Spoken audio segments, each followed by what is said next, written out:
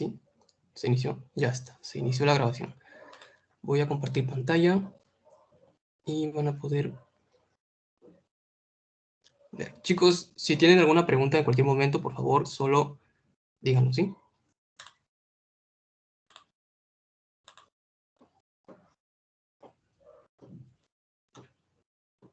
Listo. ¿Pueden ver la pantalla?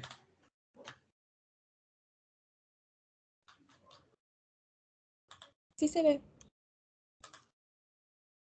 Ya.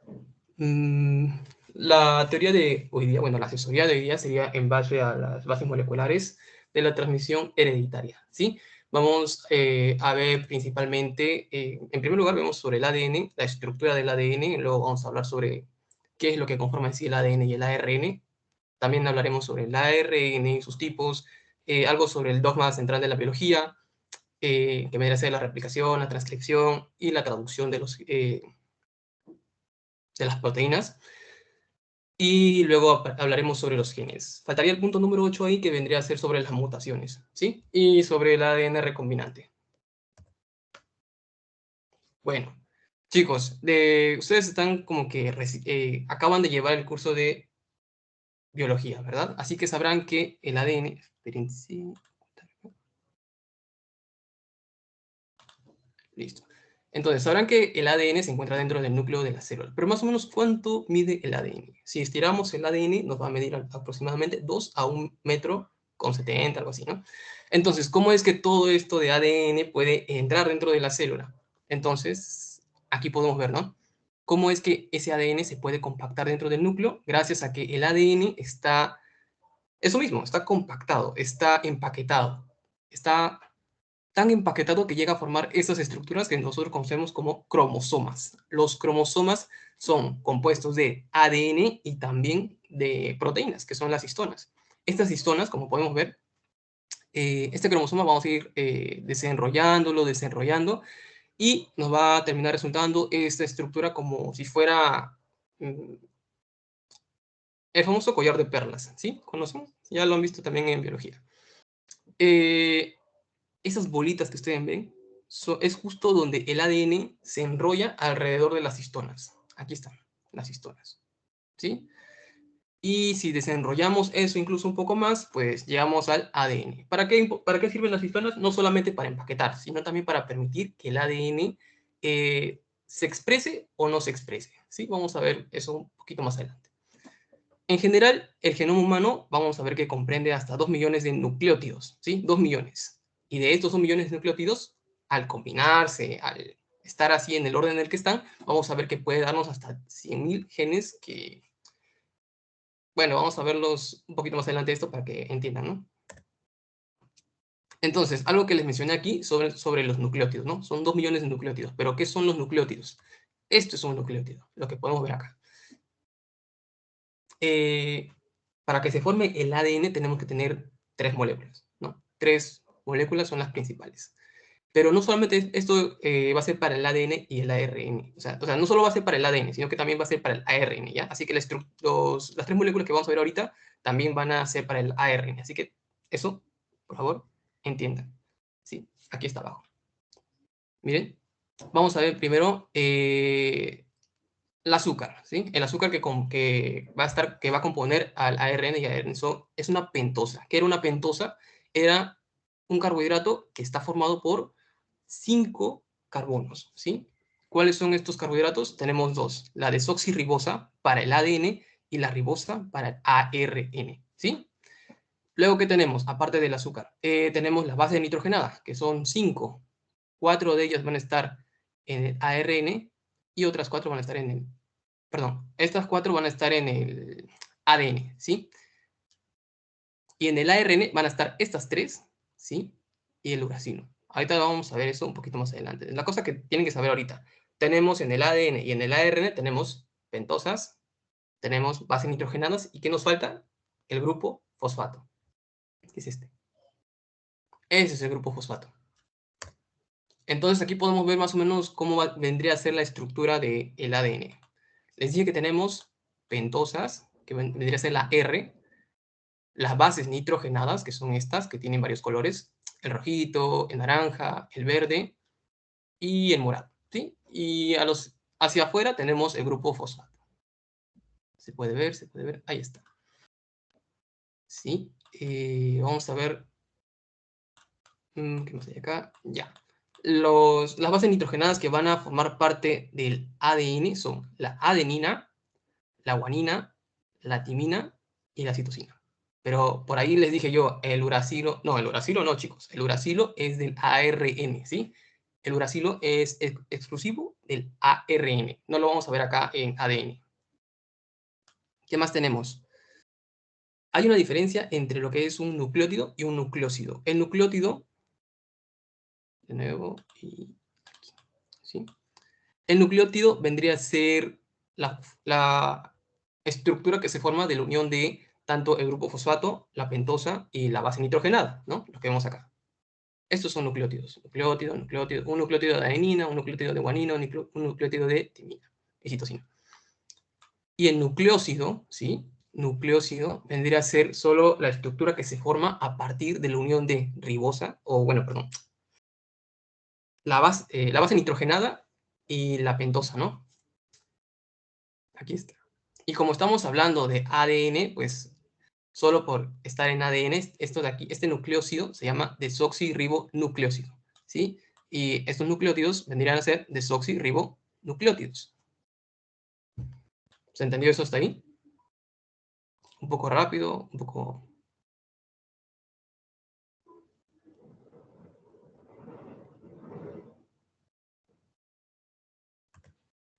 Chicos, igual vamos a ver acá un poquito más, para que terminen de entenderme. Entonces, aquí de nuevo podemos ver, ¿no? Tenemos la estructura, lo que debe ser el ADN. De rojito tenemos el grupo fosfato. Aquí tenemos a la pentosa. Y hacia adentro las bases nitrogenadas. Es decir, David, estas bases nitrogenadas tienen un orden. Las bases nitrogenadas, orden, claro, pero algo más que el orden, quiero que sepan que se complementan entre ellas. ¿Sí? Podemos verlo aquí. La adenina va a estar unida a la timina. Adenina, timina. Aquí, adenina, timina. Y la citosina va a estar unida a la guanina. Citosina, guanina. Citosina, guanina. ¿Sí? No se puede unir una citosina con una timina. No, no se puede. No se puede unir tampoco una citosina con una adenina. No se puede. Su complemento, ¿cuál es? Es la guanina. ¿Sí? Al igual que la adenina, su complemento, ¿cuál es? La timina. Y el complemento de la timina es la adenina.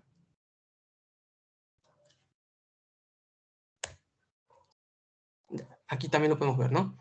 Adenina con timina y guanina con citosina. ¿Algo más? Es esto. Miren cuántas uniones. Ah, verdad. Ambas bases nitrogenadas, ¿sí? Estas dos que se complementan se van a unir a partir de los puentes de hidrógeno. Esas son sus uniones, ¿sí? Y entre la adenina y la timina hay dos puentes de hidrógeno. Entre la citosina y la guanina hay tres. ¿Sí, chicos? Vamos a ver.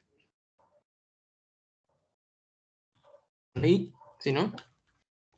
Listo. Vamos a ver, vamos a ver. Continuamos. ¿Quieres?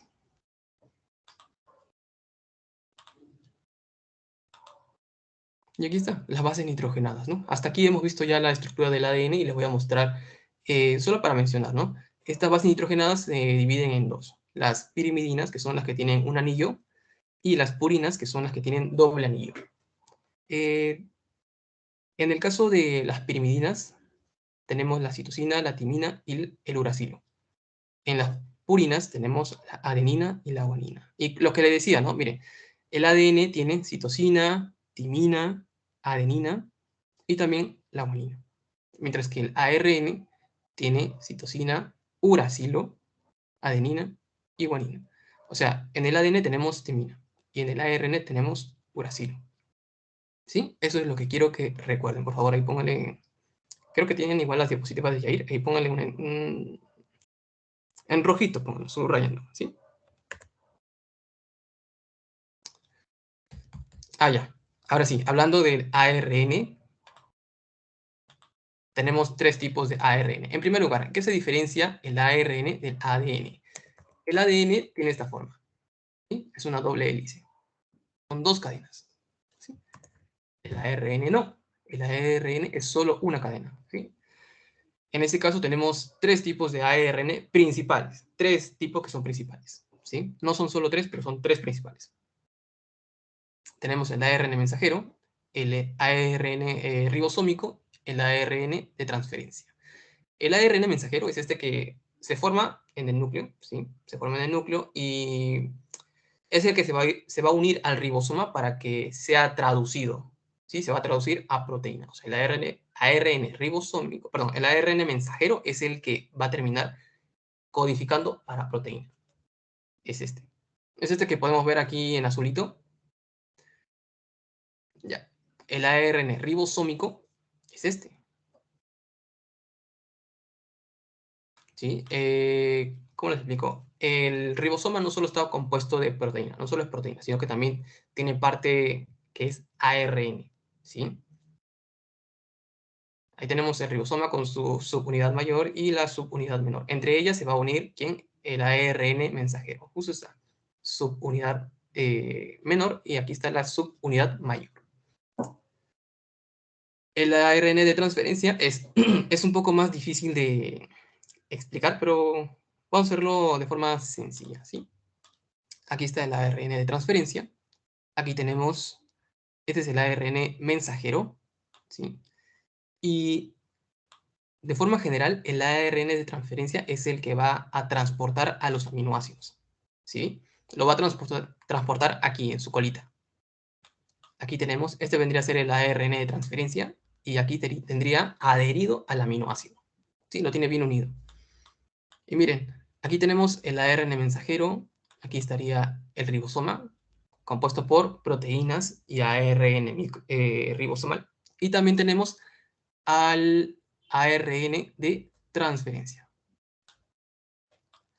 Entonces, el ARN mensajero se posa en el ribosoma y el ribosoma va a empezar a leerlo, o bueno, sí, se va a empezar a leer el ARN de 3 en 3, ¿sí? De 3 en 3, ¿qué? Cada 3 nucleótidos, el ARN mensajero va a ser leído. O sea, estos tres aquí primeritos, que ven una esos tres se van a leer.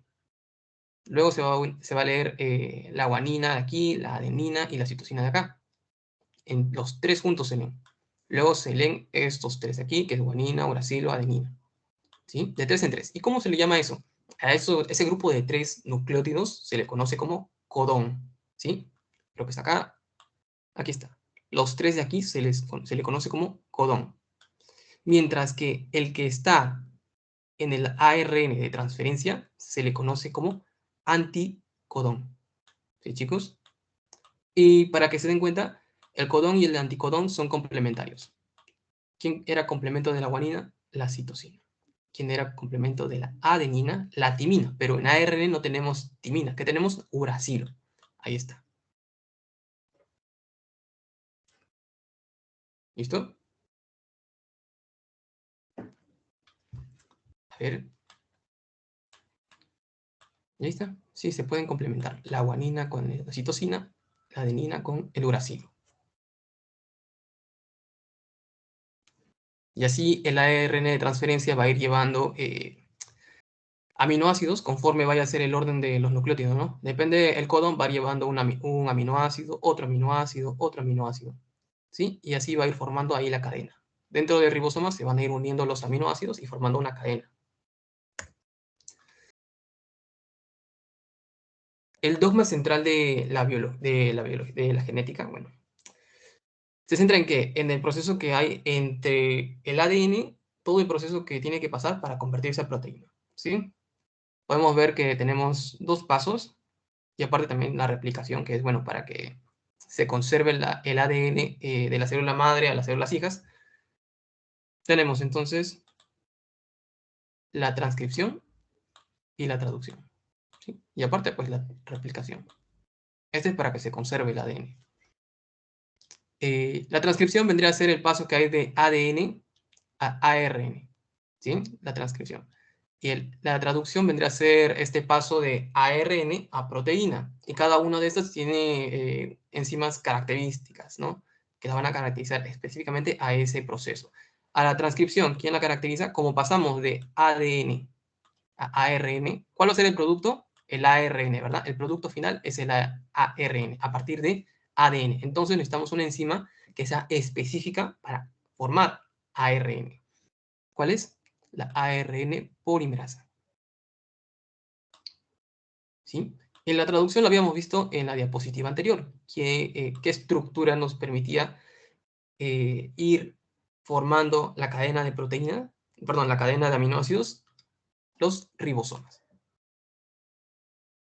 Por otro lado, bueno, el ADN puede también ser replicado, no puede duplicarse para que de una célula, al dividirse, las células hijas tengan el mismo ADN que tenía la célula mamá.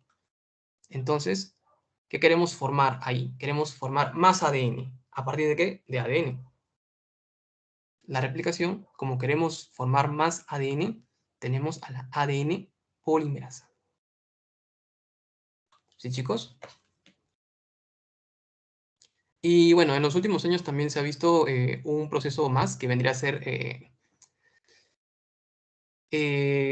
cómo es que de ARN se puede pasar a obtener ADN. Esto se ve en algunas infecciones, como es el caso que una infección por el virus de VIH, ¿sí? Que se va a dar gracias a una enzima que tiene este virus, que es la transcriptasa inversa o transcriptasa reversa. Bueno, yo conozco como inversa. ¿Sí? Copia ARN en ADN.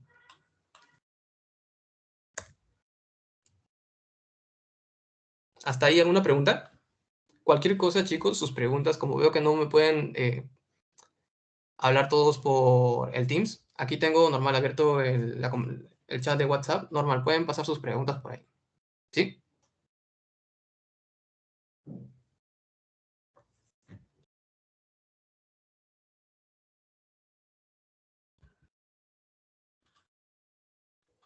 Vamos a ver. Sí se me escucha normal, ¿no? O se me escucha entrecortado o algo.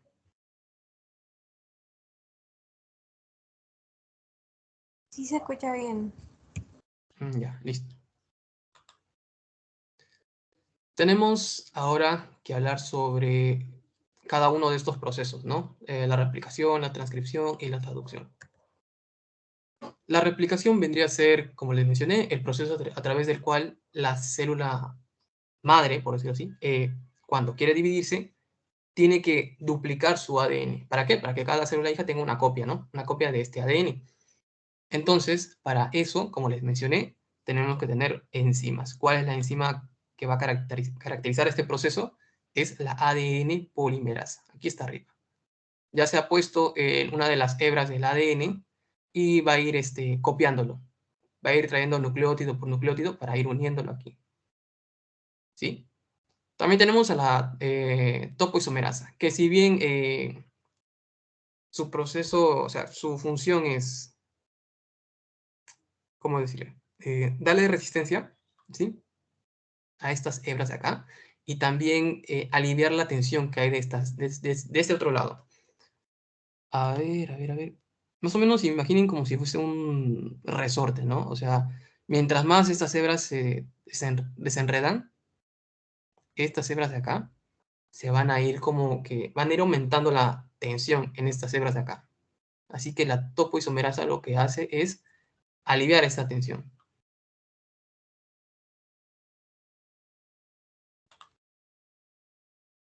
Y la helicasa, ¿no? Que de verdad la debí haber mencionado al inicio, ya que es la que va a hacer que estas hebras las hebras de ADN, pues se dividan.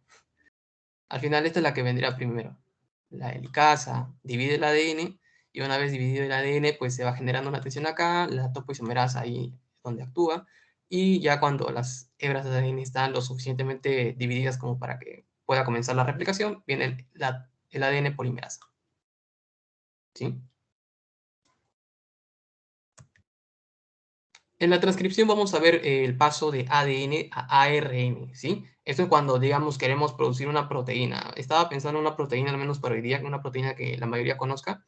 Y creo que Todos conocen el citoesqueleto, así que sabemos que entre las proteínas que van a ir formando al citoesqueleto está la actina, ¿no? Y seguro dirán, ¿por qué la actina? Bueno, no sé, es una que se me ocurrió. ¿Sí? Así que vamos a hablar mucho de la actina hoy día, o al menos vamos a mencionarla. Imagínense que este sea, no sé, queremos formar un poquito más del citoesqueleto, ¿no? Una célula que se quiere mover, porque el citoesqueleto también ayuda al movimiento de las células, ¿sí? Así que queremos formar actina, ¿sí? Para formar más citoesqueleto. Entonces, se activa, no sé, por ahí una cascada de señalización. Esa cascada de señalización termina llegando hasta el ADN, una molécula ahí, activa una zona del ADN, conocida como gen, ya veremos más adelante, y ese gen va a empezar a transcribirse, ¿sí? Va a ir pasando primero de ADN a ARN, ¿sí? Y eso es lo que está sucediendo ahorita. Tenemos a la ARN polimerasa aquí, ¿sí? Que va a ir sintetizando ARN a partir del ADN. Y para esto también quería mencionarles sobre esta de aquí, que es la Tata Box. Pero como no somos gringos, pues vamos a decirle en español, ¿no? Caja Tata. Más o menos así. Vendría a ser una zona del ADN que es rica justo en estas en dos bases nitrogenadas, que es timina y adenina. Va a ser timina, adenina, adenina, timina, adenina, timina, adenina, algo así, ¿ya? Es una zona de este gen, pues, que tiene bastantes de estos nucleótidos que tengan timina y adenina. ¿Para qué? Pues como les había mencionado, entre la adenina y la timina tienen solamente, vamos a ver acá, solo tienen dos puentes de hidrógeno. Está, creo que está acá. Ahí está. Ahí tienen solo dos puentes de hidrógeno, mientras que entre la citosina y la guanina hay tres. Entonces, entre comillas, ¿no? ¿Cuál sería más fácil de romper si es que la adenina y la timina tienen dos puentes de hidrógeno y entre la citosina y la guanina hay tres? ¿Cuál sería más fácil de romper? Primero, en la que está entre adenina y timina, ¿no? Así.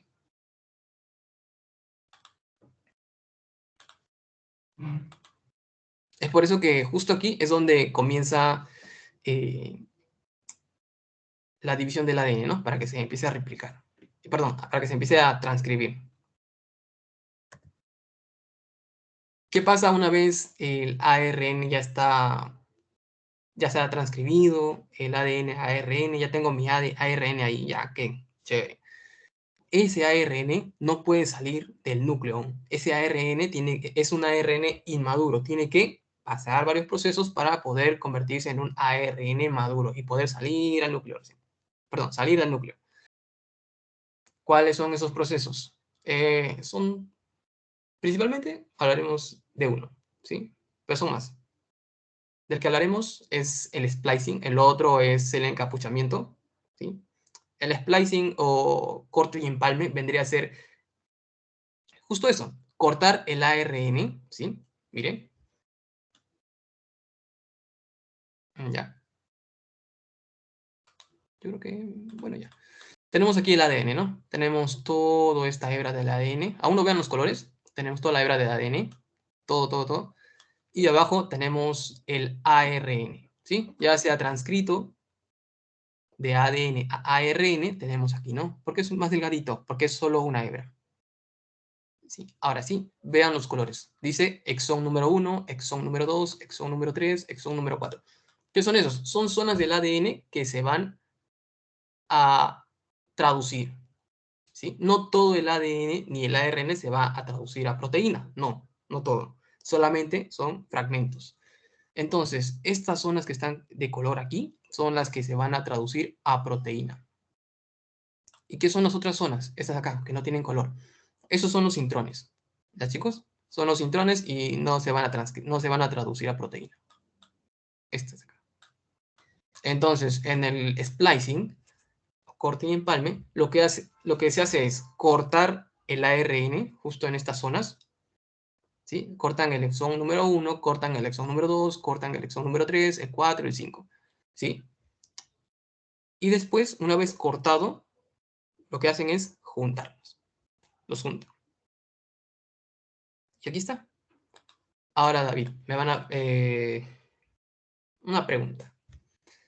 Cuando yo junto los exones, ¿tengo una sola proteína? ¿O puedo yo obtener una sola proteína? La respuesta es no. Depende cómo unas los exones o cuántos exones unas, el orden en que los unas incluso, es la proteína que se va a producir. Tenemos aquí un ejemplo. Tenemos los exones ya acá. Ya no hay intrones. Estas zonas que están aquí ya no están acá abajo. ¿Sí? Tenemos 1, 2, 3, 4, 5. ¿Y aquí abajo qué tenemos? Ya tenemos la proteína. Ya se ha traducido. Chévere. Entonces, de este ARN, este ya es un ARN maduro, por si acaso, ya está maduro. Ya pasó por el splicing, entonces es un ARN maduro. Aquí también tenemos ARN maduro, ARN maduro. Entonces, de aquí, tenemos un ARN que está compuesto por los 5 exones, ¿ah? Los 5 exones y nos va a dar una proteína. Esa proteína vendría a ser la proteína A. ¿Sí, chicos? Tenemos otro ARN. El ARN de aquí está compuesto por la proteína número 1, no, perdón, el exón número 1, el exón número 2, el exón número 4 y el exón número 5. ¿Qué pasó con el otro exón? El exón 3. No está. Bueno, de repente la célula no necesitaba actina, como acá. De repente lo que necesita es otra proteína del citoesqueleto, no sé, tubulina ya. Bueno, aunque no imaginemos, ¿no? No vienen del mismo gen, pero bueno. Así que nos resultó dando la proteína B. ¿Sí? Solamente porque aquí falta el exón 3. ¿Y aquí qué falta? El exón 4. Así que como no está ese exón, nos va a dar otra proteína. Más o menos eso es el splicing, ¿sí? Corte y empalme. ¿Siempre nos va a dar la misma proteína? No siempre. El último proceso, que es la traducción, se va a dar en el ribosoma. ¿Dónde están los ribosomas? En el citoplasma de la célula. Y como ya hemos visto, el ARN mensajero,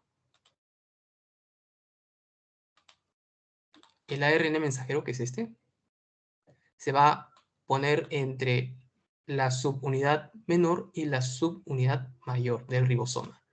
Se pone ahí en medio y lo que hace es ir leyéndolo de 3 en 3, ¿no? El primer codón sería este, el segundo codón o triplete vendría a ser este, el tercero es este. AUG, ¿qué es eso, chicos? ¿Qué es AUG? ¿Alguien sabe para qué aminoácido codifica ese codón?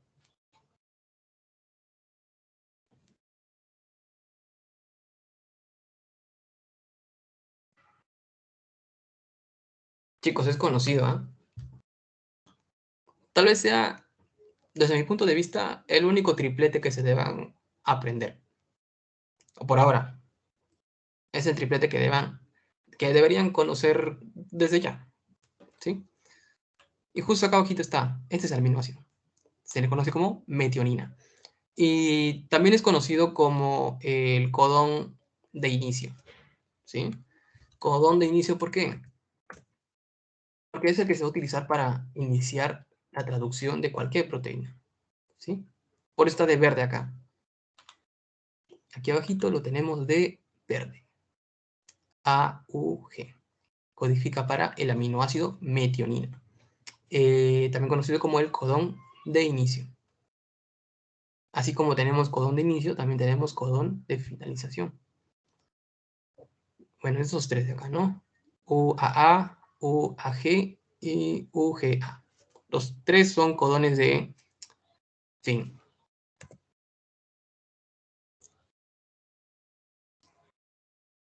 O sea, si este vendría a ser, y creo que sí, este vendría a ser el codón de inicio, este codón que está acá atrás no se ha traducido y se va a empezar a traducir a partir de acá, de aquí en adelante.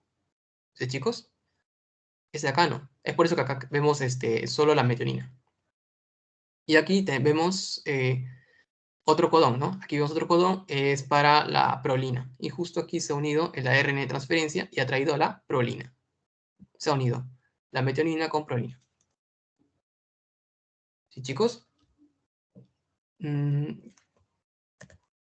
Ya, este vendría a ser el código genético. Sí, bueno, ya les mencioné, ¿no? El AUG es lo que deberían recordar, más o menos. Codifica tanto para el aminoácido metionina como también es el codón de inicio.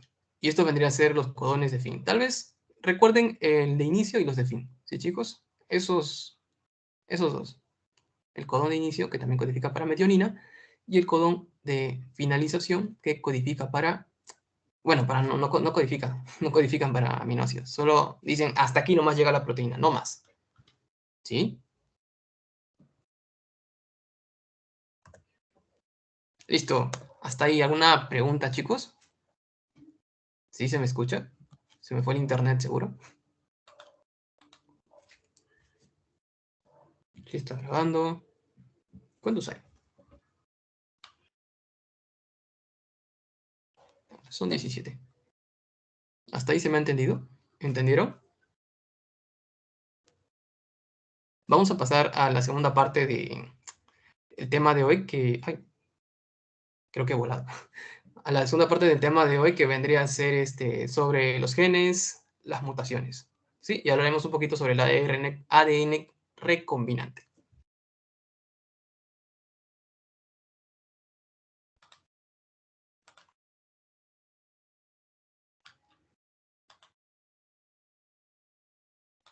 Las diapositivas que verán a continuación son auspiciadas por Jair.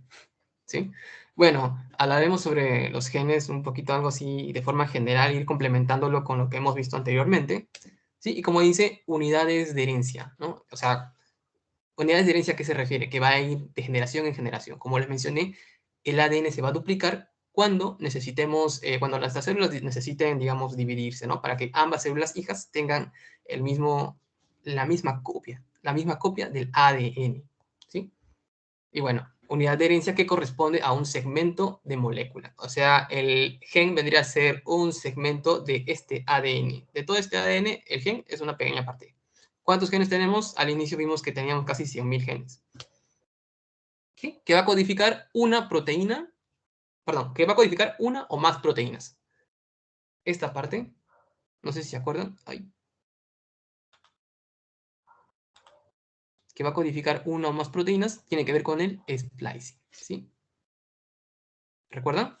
Gracias al splicing, una misma porción del ADN, o sea, un mismo gen puede codificar a la proteína A, a la proteína B, a la proteína C. ¿Sí? Entonces, puede codificar a una más proteínas o un ARN funcional. ¿A qué se refiere al ARN funcional? ARN ribosomal, ARN transferencia. O sea, esos dos no van a codificar a proteínas, pero sí van a tener una función aparte. ¿Sí? O sea, del ADN, no todo lo que va a salir del ADN es ARN mensajero, no, también sale el ARN transferencia, el ARN ribosomal, ¿sí? Con una secuencia control, intrones y secuencia reguladora, ¿sí? Esas son porciones también del gen, o sea, el gen no solo está compuesto por el gen no solo está compuesto por la zona que codifica a una proteína, sino que también tiene que, les había mencionado también acá atrás, el ADN tiene estas zonas que no codifican para nada. ¿Ya? A esas zonas se les llama intrones. Aparte de esas zonas conocidas como intrones, también tenía a los exones, que vendrían a ser eso, ¿no? E1, E2, E3, E4. Aquí vendría a estar un intrón, otro intrón, intrón, y más adelante posiblemente otro. También tiene una zona reguladora, que va a decir, ¿sabes qué, gen? Yo necesito actina. Entonces, vamos a ir produciendo actina. El regulador hace eso, ¿no? El promotor es donde se va a unir la proteína para que, una proteína, ¿sí? Se va a unir, en el promotor se va a unir una proteína para que pues, pueda iniciar el proceso de, primero, transcripción, o sea, pasar el ADN a ARN. Y ahí está, la proteína es la ARN polimerasa. Y la parte del operador es, digamos, el que nos va a decir si es que se va o no va, si es que se va o no se va a traducir esa proteína, o si no se va o no va a transcribir, perdón, transcribir, en este caso se transcribe, porque estamos pasando de ADN a ARN. Así que no solamente el regulador debe estar activado, sino que también el operador tiene que permitir la transcripción de este gen. ¿Sí, chicos?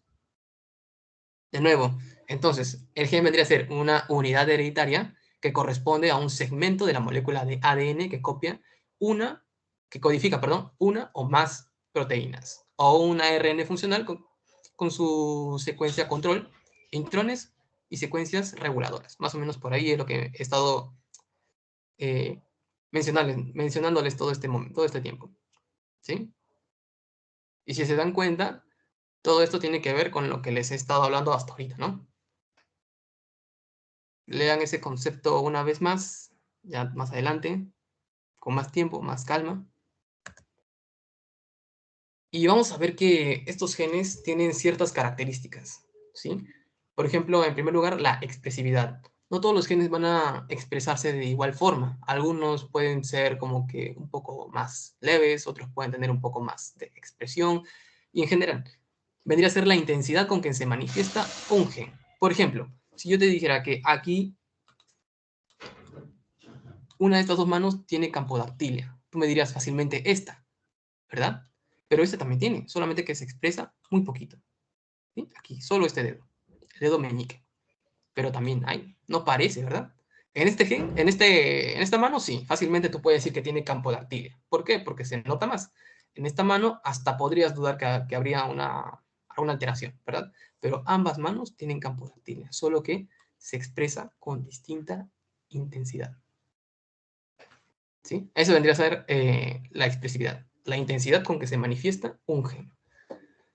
Por otro lado, tenemos la penetrancia, o sea, ¿cómo dice, no? La proporción de individuos dentro de una población que van a expresar el fenotipo. Por ejemplo, este es clásico, ¿eh? El retinoblastoma. Incluso hoy día en las noticias salió sobre un niñito aquí en Santa Anita que estaba, sobre que había perdido un ojito a causa del retinoblastoma. Muchas personas, muchos niños tienen este gen del retinoblastoma, ¿sí? Pero no todos lo van a expresar, solo algunos. ¿Sí? A diferencia de la expresividad, que vendría a ser más que todo un tema de intensidad, la penetrancia es si es que lo expresas o no lo expresas, ¿sí? Es como decir, o sí o no, algo así. No sé si se me ha entendido esa parte, creo que está... Es un tema más, aquí es un tema más de proporciones, mientras aquí es un tema más de... Ya el individuo tiene el gen mutado, vamos a ver qué tanto lo va a expresar. Aquí un poquito más un ejemplo para que me terminen de entender, espero que se pueda entender con este ejemplo. Tenemos aquí una población, ¿no? La primera población tiene un gen X, no sé, cualquier gen, ¿ya? Si todos manifiestan el gen, podemos decir que la penetrancia es de 100%. Si solo la mitad manifiesta el gen, la penetrancia es del 50%. Es como el gen del retinoblastoma, ¿no? Todos tienen el gen del retinoblastoma y todos, digamos, ¿no? Entre comillas, todos lo manifiestan. ¿Sí? Podríamos decir que la penetrancia en ese caso sería un 100%. Si de esa población solamente la mitad lo manifiesta, podremos decir que la penetrancia es de un 50%. Aquí abajito tenemos otro. Esto no es sobre la penetrancia, esto es sobre la expresividad. Podemos ver que, mejor acá. Imaginemos, todos tienen igual, todos tienen el gen, ¿sí? Pero miren, algunos lo han expresado con mayor intensidad que otros. Incluso este de acá ni siquiera lo expresó. Ese tampoco, ese tampoco. Pero a eso me quiero ir. Principalmente acá. Este lo expresó mucho más que este. Este, mucho más que este. ¿Sí? Ese vendría a ser la expresividad. Mientras que este vendría a ser la penetrancia.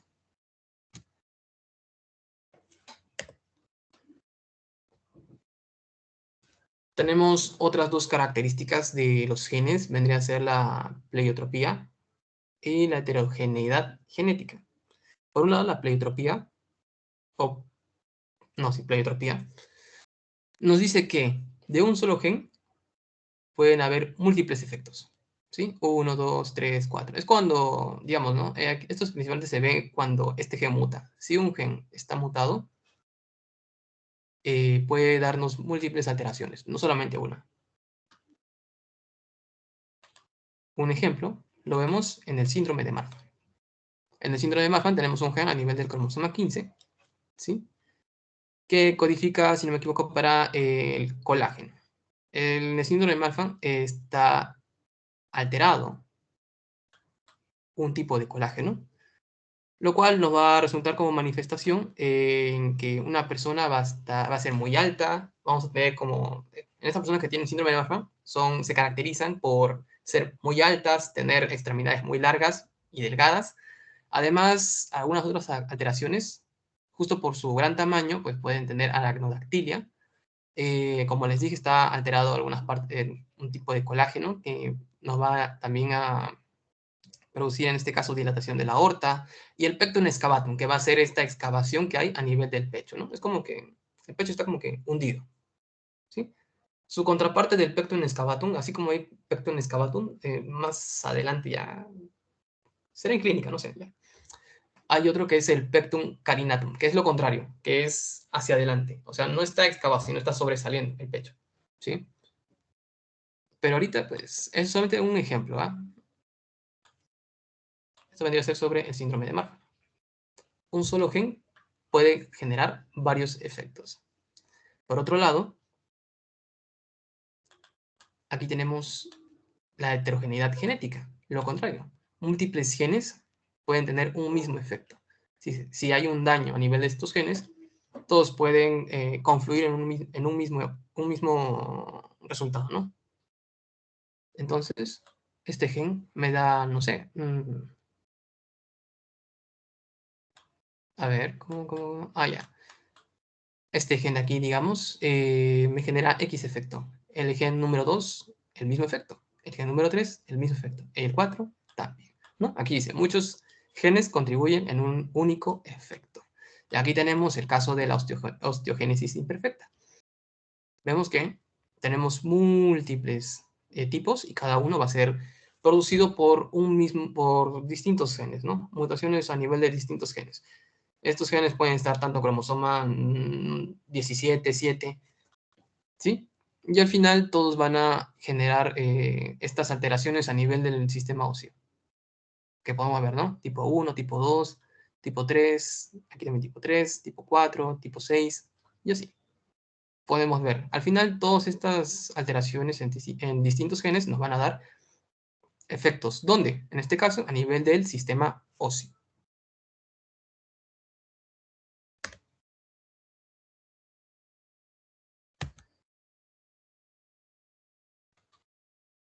¿Están? Sí, ¿no? Chicos, ¿alguna pregunta por ahí?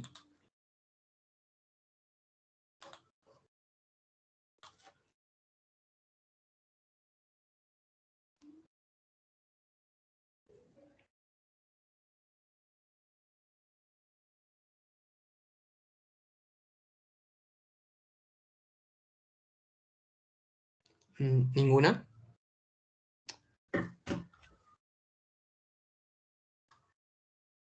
Ya, vamos a seguir entonces. Me ha pasado mucho. Vamos, ya casi terminamos. Un poco más. ¿Sí, chicos?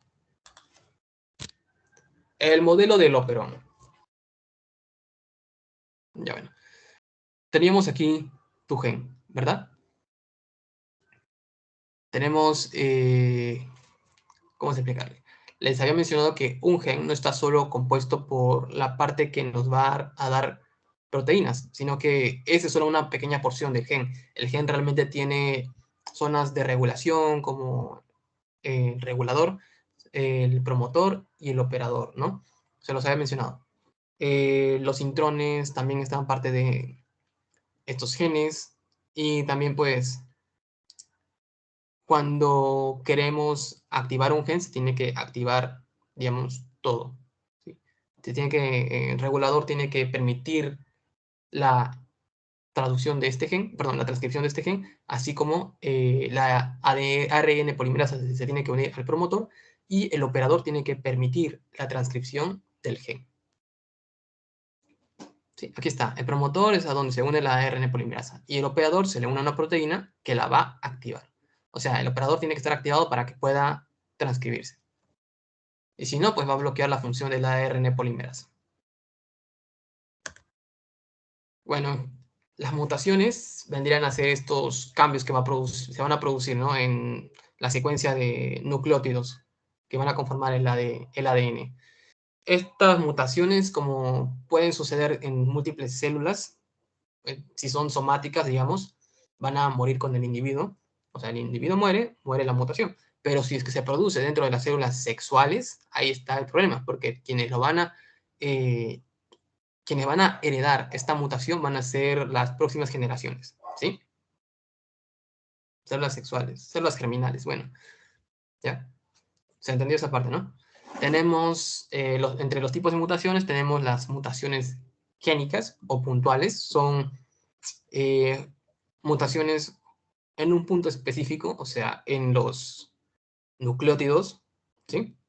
Tenemos las mutaciones cromosómicas estructurales, quiere decir que una partecita de los cromosomas va a estar afectado, una partecita nada más, chiquitita, puede ser un poco grande, no sé. Tenemos las mutaciones cromosómicas numéricas, ¿sí?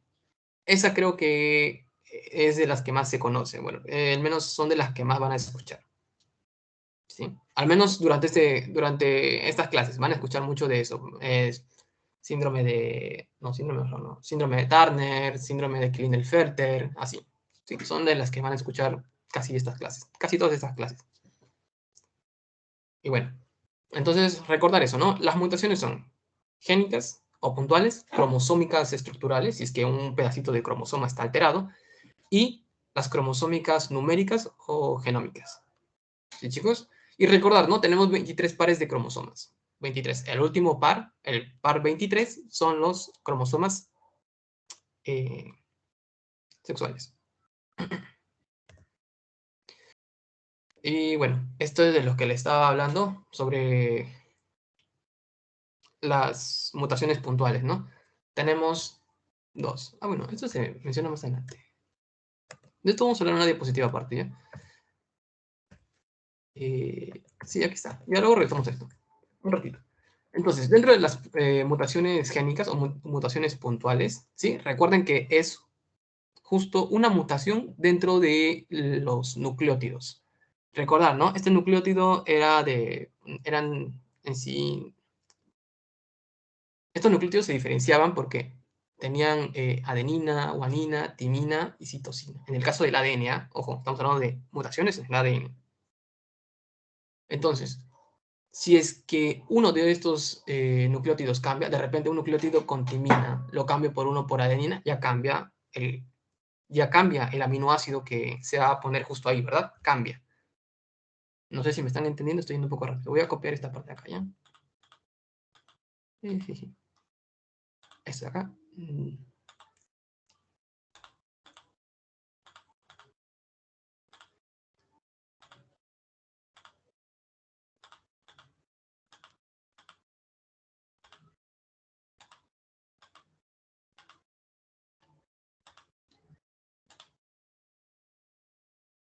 Quiero una secuencia.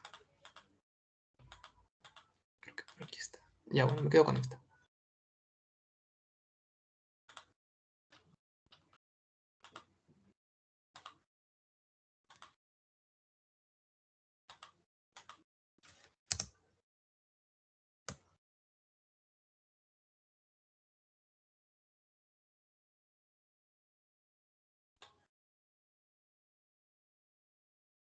Bueno, algunos de ustedes seguro ya lo han entendido, otros están en proceso y algunos como que... Bueno, ¿qué pasaría si... Ah, no, pero este es ARN, pues chicos. Pero ADN.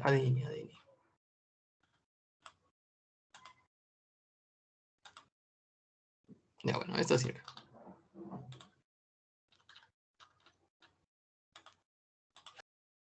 A ver, vamos a dejar esto acá al costado.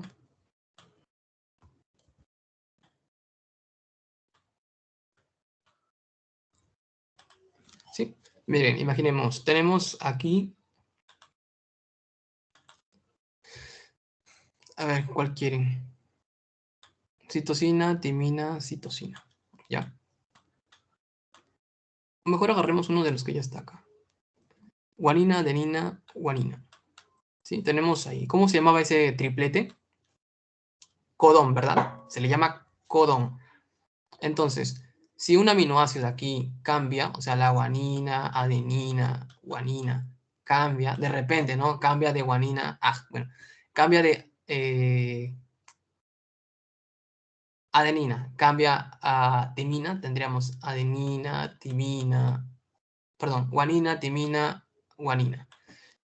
El aminoácido, justo el aminoácido que codifica este codón, ¿sí? También va a cambiar. A decir, pero David, ese no vendría a ser el codón. Claro. O sea, el codón, a ver, ¿cómo decirlo? Tengo que retroceder un poquito más, ¿ya?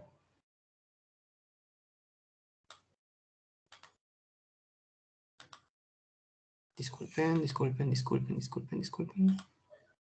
Ya, teníamos este codón. ¿Cuál es su codón complementario? Este de acá, ¿no? La citosina, uracilo, citosina. Ya, ahora sí, me había confundido un poco, chicos, lo siento. Citosina, uracilo, citosina, ¿verdad? Entonces, pero esta citosina, uracilo, citosina, ¿se obtiene a partir de qué? De guanina, adenina, guanina, ¿sí? Si cambiamos esta adenina, digamos, lo cambiamos, hay una mutación, me cambia adenina por timina, ¿cuál vendría a ser el complemento de guanina, timina, guanina? Entonces, el complemento de esto sería citosina, guanina, no, perdón, citosina, adenina y citosina. Mira, me cambió a citosina, uracilo, citosina, me cambió a citosina, adenina, citosina. Bueno, C, U, C, me cambió a C, A, C. Y esto codifica para aminoácidos distintos. Imagínate que me cambie el aminoácido azul, este de aquí arriba. Este de aquí, imagínate que me cambie este aminoácido de aquí, me lo cambien por uno amarillo. ¿Sí? No es lo mismo. Me va, al momento cuando la proteína vaya a obtener su forma final, va a cambiar la estructura de esta. Y esto no le conviene a la proteína. Puede no solo cambiar la estructura, puede cambiar su función, su efectividad. ¿Para qué era esa proteína? De repente esa proteína era parte del citoesqueleto. Hablemos de la actina de nuevo, ¿no? Puede favorecerla, por un lado, puede favorecer, puede ser tal vez que su, tenga mayor resistencia al momento de formar el citoesqueleto, como puede afectarla también. Tal vez tiene mayor debilidad a la hora de unirse con otras moléculas de actina y puede empeorar el citoesqueleto. ¿Sí? Se entiende, ¿no? O sea, solo por hacer cambio a un aminoácido. Así como también puede tal vez no tener ningún efecto secundario. ¿Quién sabe? Tal vez esos dos, este codón de aquí codifica para el mismo codón, para el mismo aminoácido que este. Y de repente, pues no tiene ninguna alteración, ¿no? Se me entendió esta parte, ¿no? ¿Sí, chicos? ¿Están ahí?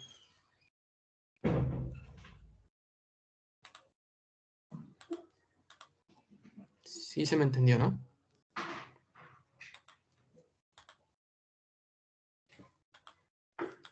Sí se entendió. Ya.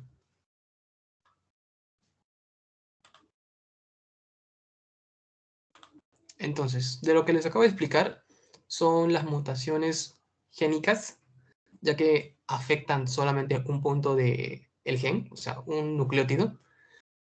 Y pues, dependiendo las características de esta mutación, pues pueden ser transiciones o transversiones. ¿Cómo es una transición? Cuando cambiamos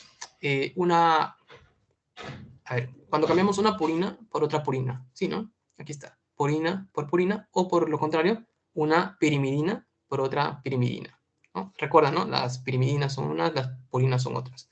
Depende de la base nitrógena. Por otro lado, las transversiones son cuando cambiamos un nucleótido que tiene purina a otro nucleótido que tiene pirimidina. Ahí sí, el cambio es mucho más.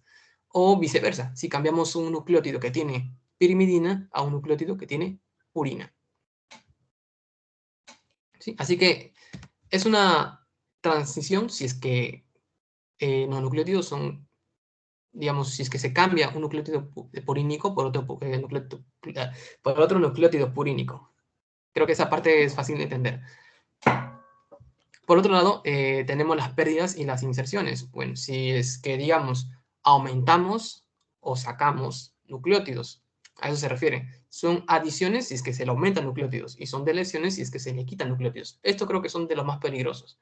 ¿Por qué?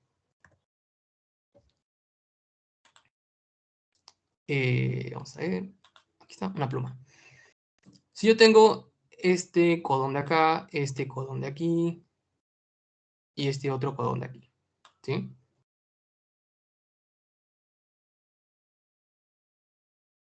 A ver, no sé dónde explicar. Mejor el de arriba, porque abajo ya está bien feo.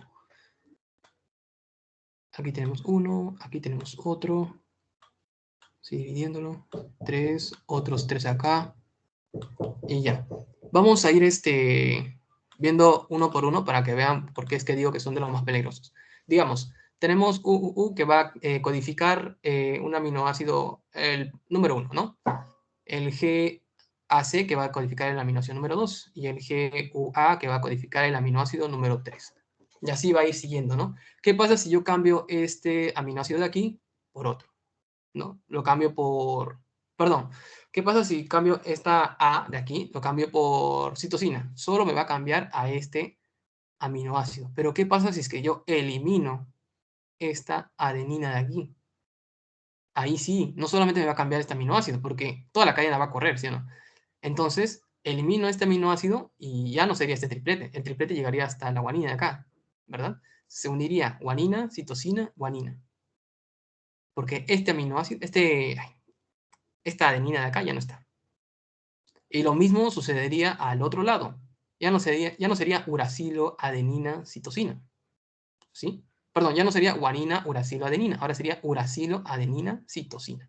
Y lo mismo sucedería aquí.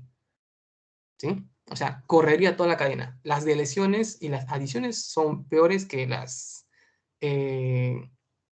transversiones, las transiciones, si se dan cuenta. En las transversiones y las transiciones corremos el riesgo de cambiar un aminoácido, mientras que en las pérdidas e inserciones, o adiciones y deleciones, corremos el riesgo de que se cambie toda la cadena en adelante. ¿Sí?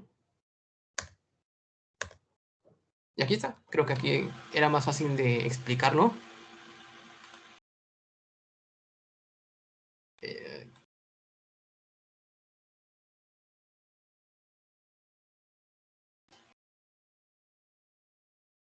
vamos a ver. No. Sí, ya. Ya hemos hablado de las mutaciones puntuales, o las que afectan solamente uno o dos nucleótidos. Ahora vamos a hablar de las mutaciones cromosómicas, pero estructurales, las que van a afectar una pequeña parte del cromosoma. No a todo el cromosoma, sino una pequeña parte. ¿Sí? Estas pueden ser, o tanto, por un lado, pérdidas o duplicaciones. ¿Sí? En la primera, en las pérdidas o de lesiones cromosómicas, vamos a ver que un segmento del cromosoma se perdió. Se perdió, ya no está. Posiblemente ya no vamos a codificar estos genes. En la duplicación, pues tenemos más, incluso más gen de lo normal. Tenemos este gen que sería el gen, este fragmento de cromosoma, lo vamos a tener 2 veces, ¿sí? Por eso se llama duplicación cromosómica. Por otro lado, el otro era la deleción cromosómica.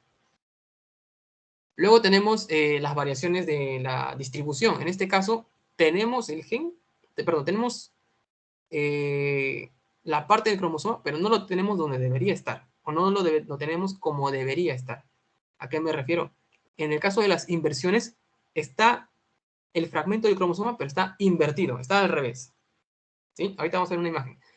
Y en las translocaciones tenemos el fragmento del cromosoma, pero está en otro cromosoma. ¿Cómo es eso? Aquí está. En la primera, ¿se acuerdan, no? O no teníamos, o lo teníamos, pero teníamos duplicado. Aquí está. Aquí no tenemos una parte de este cromosoma. En la deleción, miren, no tenemos, aquí tenemos A, B, C, D, E, F, G, H, I, ¿no? Ese sería un cromosoma normal. Pero ¿qué pasa en este cromosoma que está alterado? No tenemos la región H y la región I. No está. Ese vendría a ser una deleción. Se ha perdido esta parte y no se va a codificar esas proteínas que están ahí. ¿Qué tenemos aquí? Las duplicaciones. A, B, C, D, E, F.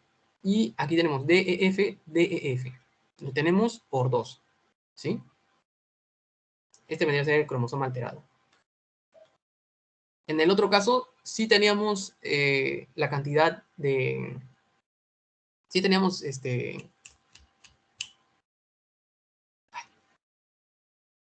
los fragmentos de todos los cromosomas, como decirlo así, pero lo teníamos alterado. ¿A qué me refiero? Los tenemos, en el primer caso de las translocaciones, los tenemos incluso en otros cromosomas.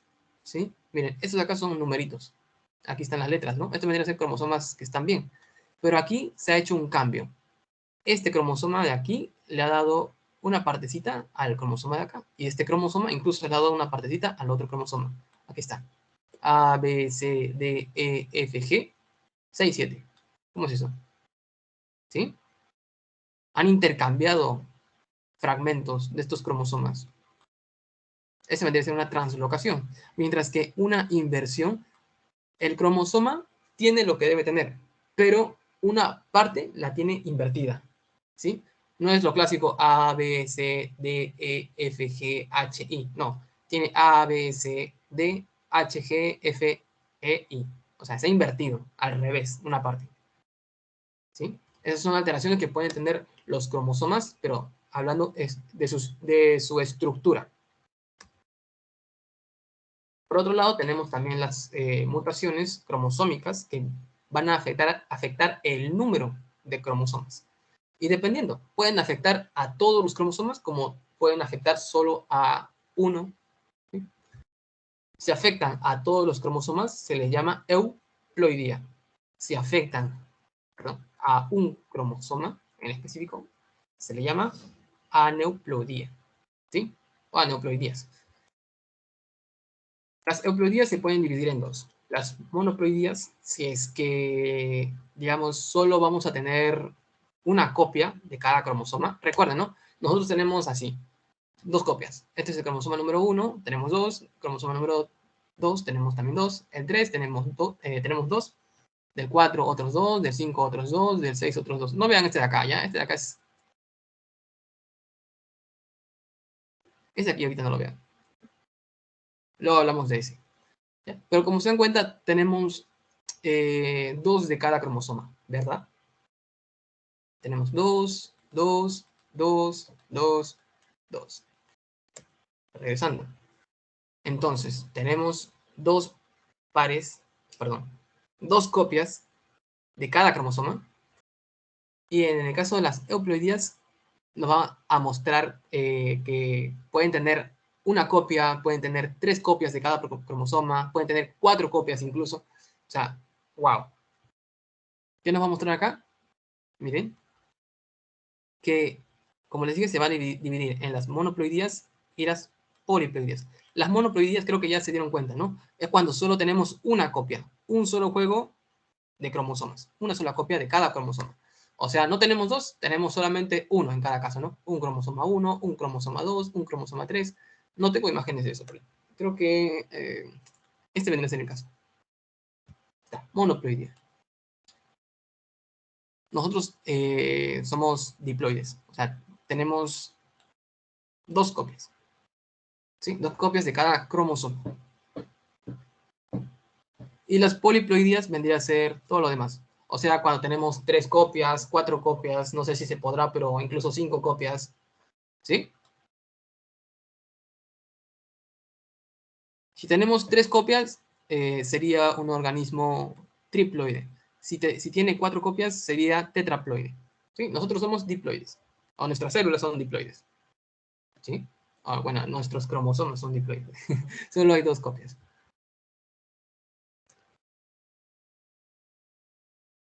¿Sí? Eso ténganlo bien claro. Eso de ahí ténganlo bien claro, porque creo que hasta en seminario lo van a ver en práctica. Eso fácil viene en su pasito. Ahí pónganle, por favor, una estrellita, un asterisco, una carita feliz, lo que quieran, pero háganle, no sé, tomen una foto. Ahí voy a dejarlo ahí un ratito ya para que lo vean. Listo. Y bueno, como les había dicho, tenemos dos copias de cada cromosoma. ¿Sí? Tenemos dos copias, como pueden ver. Yo voy viendo 1, 2, 3, 4, 5. Vamos a ver, vamos a ver. Cromosoma 6, cromosoma 7, cromosoma 8, 9, 10, 11, 12, 13, 14, 15, 20, 21. ¿Qué pasó acá? Vamos a borrar esto. Dice, David, ahí yo veo 3 cromosomas. Dice, cocha pacha. Entonces, ¿qué tenemos aquí? Tenemos que un solo cromosoma tiene 3 copias. ¿Qué sucedió ahí? A eso se llama trisomía, ¿ya? Vamos a verlo ahorita. En la siguiente parte, que son las aneuploidías. Las aneuploidías son cuando solo se afecta un cromosoma, ¿sí? Se está afectando un cromosoma. Pero no es como en la otra, en las euploidías donde estaban afectados todos los cromosomas. Aquí solo se va a afectar uno. ¿Cómo es eso? Podemos tener dos formas. Si es que, bueno, se puede, en general se dividen en dos, ¿no? Si es que se alteran autosomas, ¿sí? Que vendría a ser los cromosomas desde el 1 hasta el 22. O si es que se alteran lo que son los cromosomas sexuales, que vendría a ser el X y el Y, ¿no? El par 23. Así que tenemos ahí una división de las aneuploidías, la primera división, ¿sí? Y la única, creo. Sí, creo que es la única. Ya. Entonces, las aneuploidías se dividen en si se alteran las autosomas, o bueno, aneuploidías autosomas y aneuploidías de los cromosomas sexuales. ¿Ya? Entonces, tenemos las monosomías y las trisomías.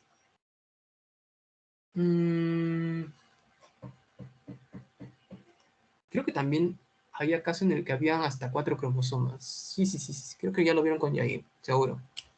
Bueno, en este caso las monosomías vendrían a ser cuando un cromosoma presenta solo una copia, ¿sí?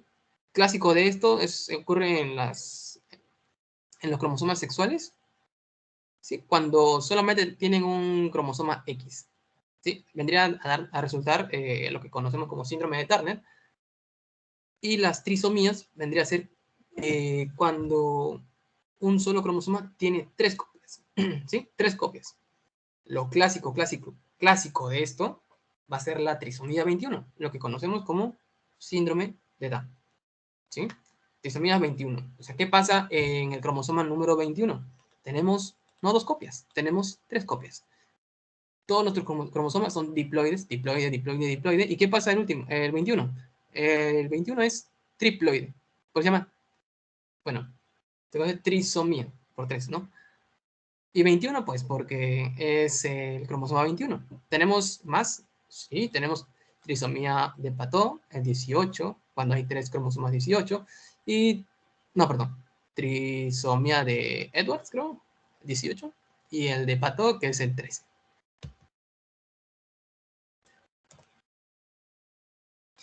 Y ya, hablaríamos del del ADN recombinante. Vamos a ver, creo que no me ha hablado. Ah, no, ahorita no. Chicos, si ustedes quieren poner sus preguntas por el chat de WhatsApp, porque sé que no pueden escribir acá, por eso es que estoy viendo hace rato el WhatsApp, a ver si es que tenemos sus preguntas, normal, ¿eh? O si es que, digamos, no quieren prender el micrófono, tienen ahí un poco de yuyo, o sea, tienen miedo, a eso me refiero.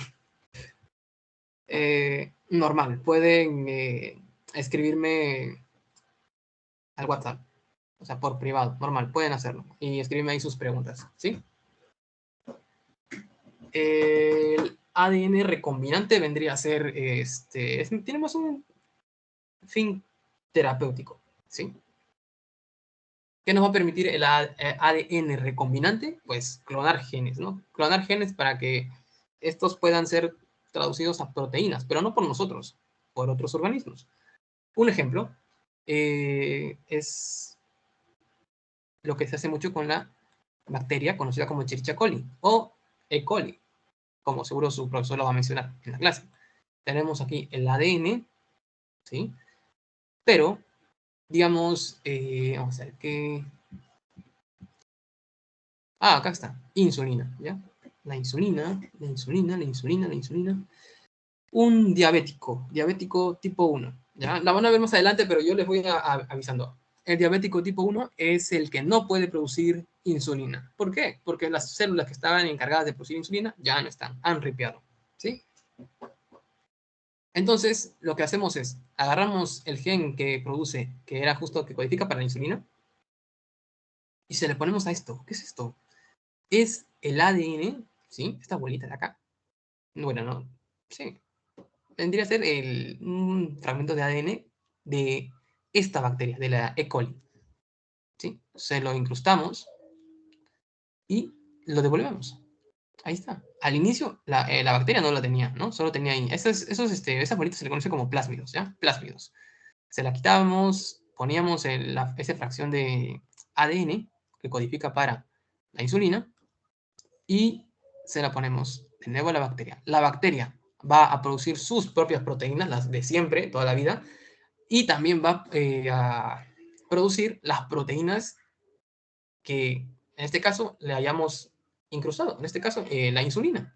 Tendríamos que esta bacteria produce tanto sus proteínas y la insulina. Y no solo eso, sino que cuando esta bacteria se divida, o sea, cuando se reproduzca, bueno, no se va a reproducir, pues sí, no sé. Bueno, cuando ya tenga sus hijitos, por decir así, se va a multiplicar, se va a multiplicar, se va a multiplicar, todas estas réplicas de esta misma bacteria van a producir insulina, ¿sí? Así que más o menos esa es la forma. Ese vendría a ser el ADN recombinante. Tiene un fin terapéutico. Y otra forma también en la que lo hacen, creo que la más... Mmm, una de las nuevas formas es a través de la fagoterapia. ¿Sí? Bueno, no, fagoterapia era más para eliminación de infecciones. Bueno, este es un fago, ¿sí? Un fago vendría a ser un virus que infecta bacterias. Este vendría a ser un fago, se le pone ADN, un ADN específico, no sé, hablamos de la insulina de nuevo, ¿no? Eh, bueno, que no creo que sea, ya bueno, imaginemos. Tiene el ADN de la insulina, se lo pone y la bacteria va a codificar para ese ADN. Y miren, la bacteria queda ¿cómo se llama? Con ese trocito, ¿no? De ADN. A la par que el mismo virus, o sea, el mismo fago, se va a ir replicando para ir haciendo que otras bacterias se... Oh, bueno, no, yo creo que este de acá... Sí, ahorita que recuerdo, chicos, perdónenme, esta parte era más para un tema antibiótico, o sea, un tema para combatir infecciones, ¿no? Este fago, pues, incrustaba parte del ADN, la célula se moría y, pues, eh, aparte de que esa célula se moría, producía más fagos y ese mismo fago, que acaba, digamos, de producirse, iba a infectar a más bacterias. Ahorita que recuerdo, ¿verdad, chicos? Lo siento. Este de acá sí tiene fin terapéutico, este para producir proteínas, y este tiene otro fin, se llama fagoterapia. Eh, la finalidad es combatir, ¿no? Infecciones. Esto lo pueden conseguir fácilmente, ¿cuándo se inició más o menos? 1900 y tantos, creo que se consiguió, así que se inició esto, 1900 y tantos, pero creo que también lo habían dejado en el aire, o sea, lo iban a utilizar, estaban como que en investigaciones y como que, bueno, se fue topado, o dejaron de usarlo. Pero bueno, ese sería el ARN recombinante. Básicamente permite clonar genes, ¿no? Ese de aquí abajo. Ese de aquí vendría a ser la fagoterapia. Ese de aquí, ARN recombinante. ¿Sí, chicos? No sé si les quedó claro eso. Creo que ya es lo último.